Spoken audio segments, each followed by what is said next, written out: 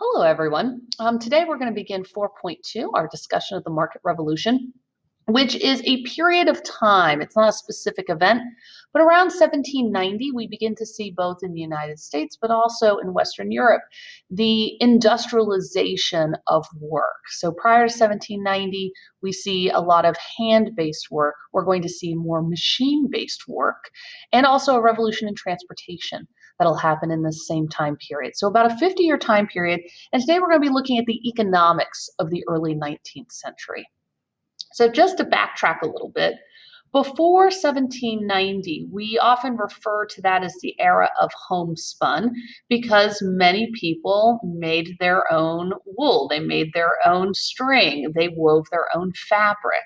And starting around 1790, we'll have a series of inventions that'll make it possible for that to go away. And the benefit of it will be that ultimately we can make our economy much larger. We no longer have to rely on our local community to produce important goods, but it also means that work that people might have once had that paid well will go away, will change. So that era of homespun is the 18th century economy. It's built around a very small number of staple goods. And that most people in the colonies and early United States are going to produce their own products or going to purchase products from other people within a small locale, maybe 2 or 3 miles distance at most. Really only the wealthy are going to be purchasing the vast majority of items that they use from England. So what we will see is that the necessities that people need, many of them the food and basic cloth, that is going to be produced in the home, and hence the name homespun. But we had a lot of artisans, people who work with their hands to produce goods in this era. So cobblers produced shoes, blacksmiths would be working with steel, coopers made barrels that were used for storage of the day. This is all going to begin to change as we enter the 19th century. So the factors of production, for those of you who are familiar with that economic concept, the factory system as it was known was based on this idea that if you could combine the entrepreneur's money, you could provide the machinery and the labor within a place called a factory, you would then be able to mass produce and therefore lower the cost of goods. And that factory system begins to emerge around 1790, again from a series of different inventions that make this possible. So you can see on the screen the picture in the upper right corner, which is a firearm.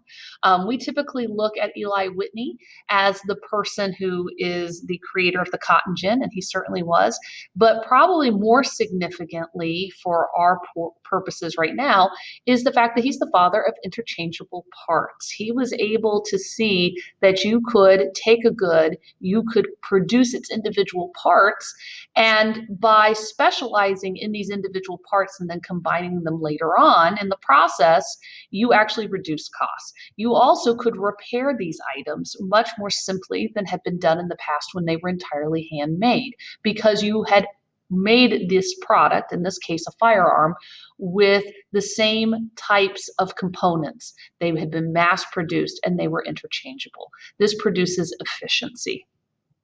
The early factories, especially those that are going to be found in New England, are going to be east of the fall line. They're going to be able to be water powered. So water wheels are actually going to turn a mechanism which will make it possible for these looms and other machines to move in tandem over a period of time. And the factory system itself is going to be dominated by the production of cloth in the 19th century in the United States. But lots of other items are going to begin to be produced in the factory system as well. There are going to be policies that are going to make it possible for this factory system to emerge. And a few of those are ones we've talked about before, things like the Bank of the United States, by having stable currency, by having a modern system of banking in which You could have someone who was an entrepreneur go to a bank and borrow money and get credit from European nations if possible. There is the capital to then build factories, hire workers, and the machinery to make all of these products. The American system, as we spoke about in 4.1, that Henry Clay idea that by having protective tariffs so that Americans would buy American over buying more expensive European products would make it possible to have no competition outside of the United States for the most part. The American system was also going to take these tariffs and invest in infrastructure. As we said in the earlier lesson, this seldom happened. The big explosion in canal building by the 1840s, railroad building, is going to be based at the state level and with something called the monopolistic charter. So a private company would form and build a canal, and then they would have the only canal in that area. And so anyone who wanted to transport goods would have to use their method of transportation. We see this also with railroads, and that will continue on throughout the 19th century. We will also see that the judicial branch, the martial court, will make lots of decisions in the late teens, 20s, and 30s that all go to support competition. They also go to support the national government's ability to control interstate commerce, that Gibbons v. Ogden case that you may have studied back in economics and civics time. That case ultimately was about steamboats and who could use and have the charter for that transportation. The state of New York attempted to just give that to one person, and that was challenged in court. And the Supreme Court said, no, you have to have competition. You can't preclude certain people from participating in the marketplace because ultimately the consumer benefits when there's competition, it encourages lower prices. We also will see that the treaties that expand the West are going to encourage white settlement, people having productive land and therefore having money that they can purchase these new goods that'll be produced during this period of time. So we're going to look at the market revolution in different regions because it's going to impact the various regions as we talk about sectionalism in different ways. Our picture in the upper right corner here, you can see where they've actually dammed up a river in order to be able to harness its power for the purpose of running the factory that is over on the right-hand side of that picture. But in the North, we are going to see a huge growth of the factory system starting around 1800. And a lot of this is going to be about spinning and weaving of cloth. That New England factory system is one that we'll talk a little bit later on as we go along, but it's going to transform the way people work on a daily basis, ways that really had not been interrupted for most people for more than 1,000 years. So you're going to see lots of great changes come about in how people live their everyday lives because of this factory system. We will see the largest man-made waterway of the day, the Erie Canal, be built, and it snaked across all of the state of New York. It connected basically the most western portion of New York to the Hudson River flowing south directly into the Atlantic Ocean. And so you could be producing goods in eastern Pennsylvania, western New York, and you could, in theory, get those goods to England, for instance, in now only 2 or 3 weeks, at a time when probably before it would have taken 6 months to move goods that distance. So the canal system, the largest one being the Erie Canal, but there'll be lots of other canals built across the North, linking the eastern North with the western North. We will also see the development of railroads, again, mostly moving in that east-west pattern, but they will not be a significant invention in terms of utilizing the movement of goods and people until after the Civil War. People will rely on canals and boat travel up through the 1860s. We're going to see a huge wave of immigration. So the immigration that comes as a part of the new nation will still be mostly English and Germanic. We will see a large group of Irish immigrants who will be pushed out of Ireland starting in the 1830s due to a series of potato famines. But those people will have the pull factor to the United States because there is lots of available work, in particular through this factory system. And then we're also going to see the phenomenon of urbanization. So the cities that were the large cities of the colonial era, some will still have large populations, usually if they're port cities, but we will see others decline and new cities arise, some of which are further west. And we can see our pictures here are just showing us the canal as it would be drawn. Ultimately, you see that the canal system is a man-made waterway, and by allowing a ship to come in and then removing the barrier, water floods in, and you could move a boat across what was an area of land at one time that had no waterway. We see that in our right-hand side picture here. These are a map of all of the canals that were in existence by 1860, and you can see there's a lot of connections, especially across the Northeast, leading through Ohio, Indiana, and Illinois. And again, our last picture at the bottom of the page. The early railroad was ultimately relatively slow. It was dangerous. It was hard to build. The effects of industrialization in terms of improving steel production will not happen until the Bessemer process is brought about in the 1860s. So prior to the 1860s, railroads were seldom utilized because they were expensive to build and incredibly unsafe. So the largest 10 American cities in 1800, you can see they are basically some of the earliest settlements in colonial North America, and again, all port cities.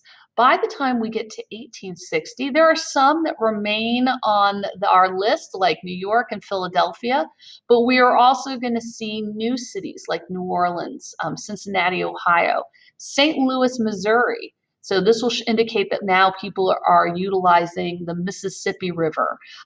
Chicago will be built on the Great Lakes. Buffalo, New York is connects Western and Eastern New York through that canal. So we're seeing now a change in population movement. And what we will see throughout much of American history is that industry, technological advancement will have much to do with where people move to, certainly up through the early 2000s. We will also see the phenomenon of these cities urbanizing and being a polyglot. They will have lots of different people. So you will have those who are connected directly to industry, finance, any kind of distribution of goods in these cities, but the working population. Most factory labor is being done by lower and poor classes of people. Middle class people had professions. They would have been the managers. But as we grow these businesses and we move to mass produced goods, there needs to be more and more workers. And in particular, the Irish and German immigration between 1820 and 1860 is going to fuel a lot of that workforce, especially the Irish workforce. It will come mainly to two cities, Boston and New York.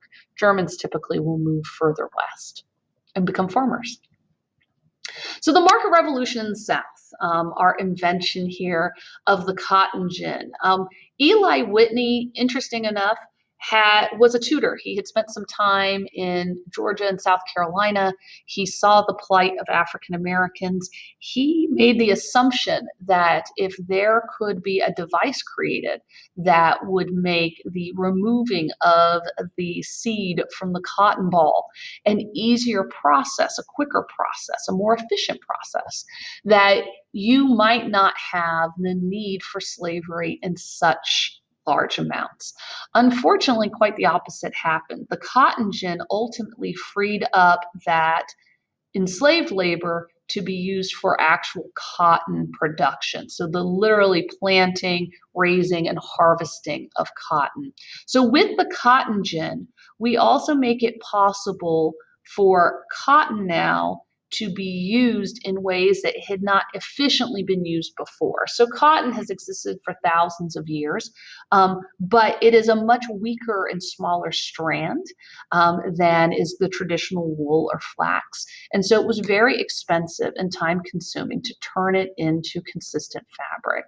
However, mechanized spinning and looming machines that'll be created in the early 1800s, along with this cotton gin to clean that cotton, making it available for sale, those three things combined will not only increase the amount of cotton cloth that people can have access to and ultimately lower its cost, but it will also encourage the expansion of slavery and not its decline. One of the things that we see in the South is that it is going to become dominated in terms of its cash crop agriculture in the production of cotton, going directly to northern factories and to some extent being sold on the world market to places like France and England also for the production of cotton fabric. But the tariffs that are going to protect the manufactured cotton don't protect the person who actually has the farm that produces the cotton crop. And so you will see that across the South, there's going to be very few infrastructure projects. Southern farmers, big and small, are going to come to resent tariffs and also believe that their only opportunity for economic growth is the further production and expansion of cotton farms across the South, pushing west. So in the West, we are going to see, particularly in the North, a very strong linking of various markets through canals and roads, and later at the very end, by the 1840s, the emergence of what will be railroads. But you also are going to see in the West, the Southwest, anything that will be west and south of the Ohio River, an expansion of slavery. So particularly in the North, you're going to see an interconnectedness in terms of transportation and the revolution that's going on in that area. But across the South, you are going to see a continued migration of people west, but populations continuing to stay rural. There will be other inventions that will further facilitate production of both cash and staple crops in the early part of the 19th century. The mechanical reaper, made by Cyrus McCormick, will be utilized for grain harvesting in the North. The steel plow, and this may seem like a very primitive invention today, but this was an item patented by a man named John Deere. Plows prior to 1830 were objects that were typically made of wood. They easily broke. There was often soil they literally could not easily turn over for the purposes of farming. John Deere's steel plow will revolutionize the ability to plow land that had not been plowable before. So some of the social changes that will come about as a result of this market and transportation revolution. Certainly the modern gender roles, or the ones at least that have become kind of stereotypical in the 20th century, 21st century, are ones that evolved out of this market revolution. So once people were no longer predominantly farmers working out of their homes, and we start seeing work as a place you go to, we see that becomes a male space. Unless you're a relatively poor woman, you're not ever going to step onto the factory floor. You're never going to run a business. And for middle class women and upper middle class women, it's going to become the home. They are in the home by themselves. Whereas in an earlier time period, most men would have worked in their home or worked on their family farm. Now work has gone somewhere else. And so women have a sphere, and their sphere is the home. Who's with them? Their children.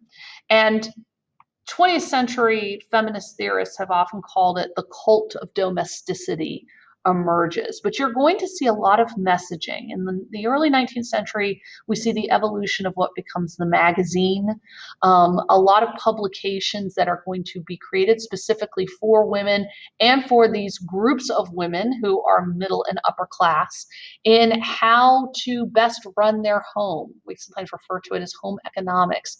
But everything from best recipes to how women should dress, advice on raising your children. But that cult of domesticity becomes one in which the expectation is that women, and certainly if you want to demonstrate you are at a higher class, you have a woman who is within her sphere at the home.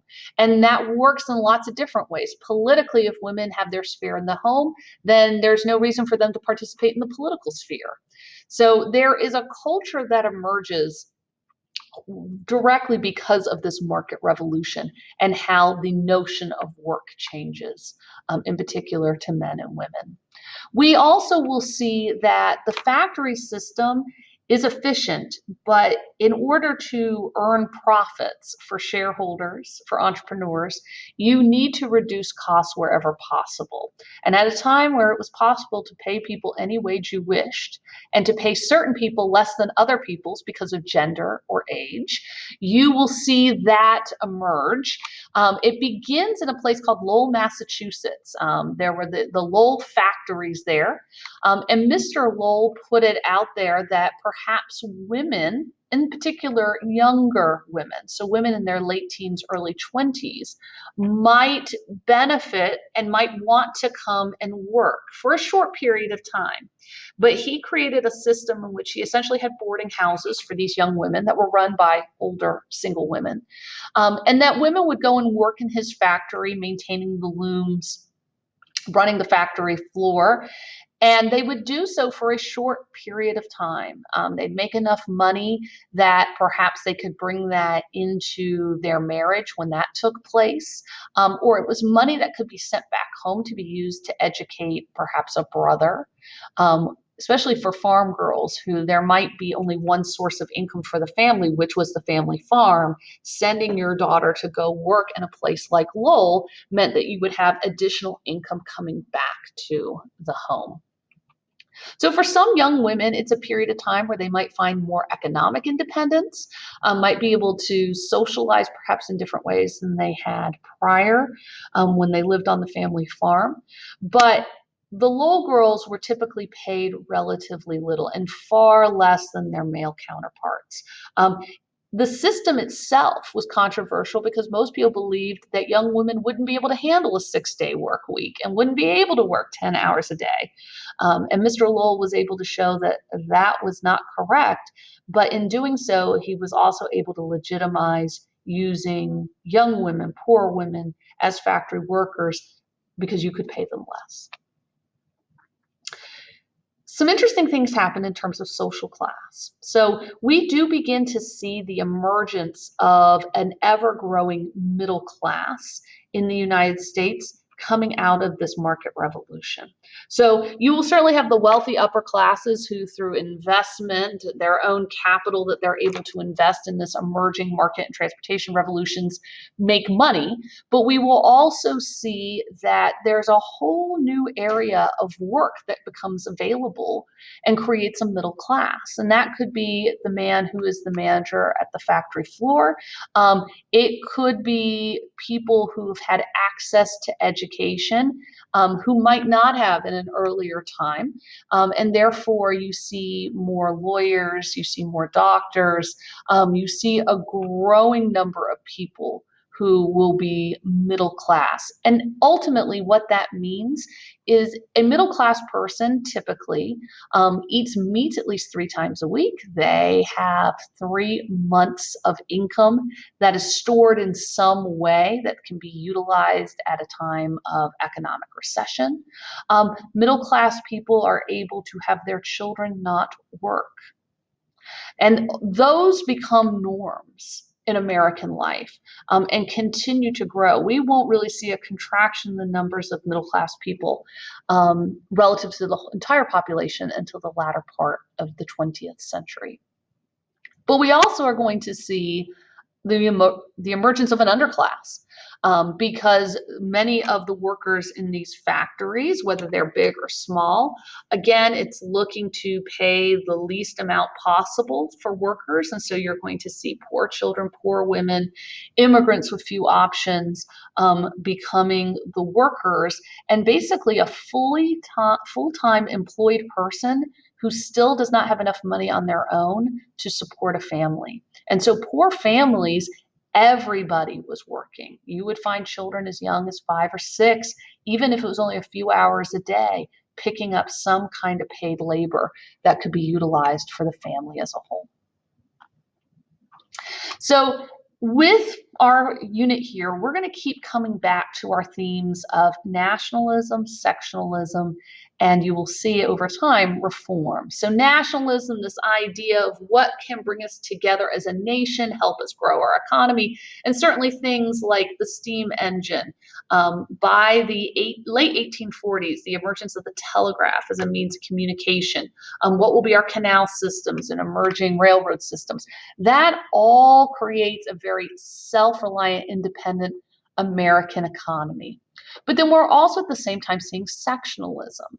The market revolution, in which we're seeing urbanization, this factory system emerge in the North and to some degree in the West as well, isn't happening in the American South. The South actually is continuing to be rural and in some ways becoming even more rural than it had been in terms of its population before the American Revolution.